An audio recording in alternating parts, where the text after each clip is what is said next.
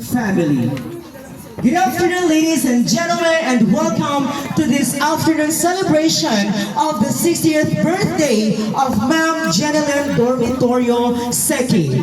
I am your resident host, Joseph Andrade Sasa, and it is my honor to welcome you with full energy this afternoon.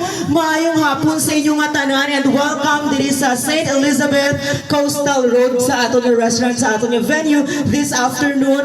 Malain ang aton nga subong nga signal kay hindi man nami ang aton nga kuryente diri sa Banuasan, Dumangas, and yet we have time and to spend here sa aton nga venue to celebrate sa aton nga dear sa birthday sa aton nga dear celebrant. Dito ka lang dito galing pwede lang kita lang kaway.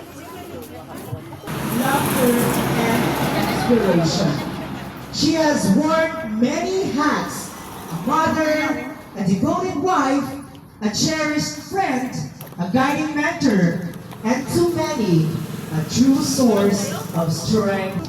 The one, the only, our birthday celebrant, Ma'am Jeneline Dormitorio Seki. Happy birthday to you.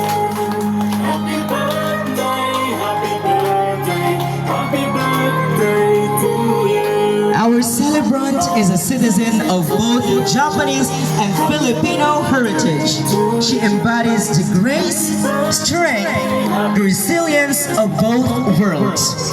A loving wife to Mr. Taro Seki, she has been his partner in life, love, and family, standing by each other through the seasons of life.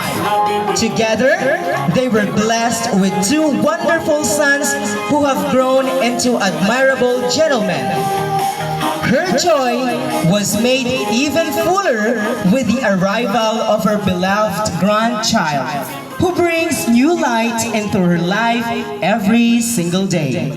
As she celebrates her 60th birthday, she stands as a woman of quiet strength, deep kindness, and enduring beauty. A mother, wife, grandmother, and friend. Ladies and gentlemen, our dear celebrant, Ma'am Jenny Seki.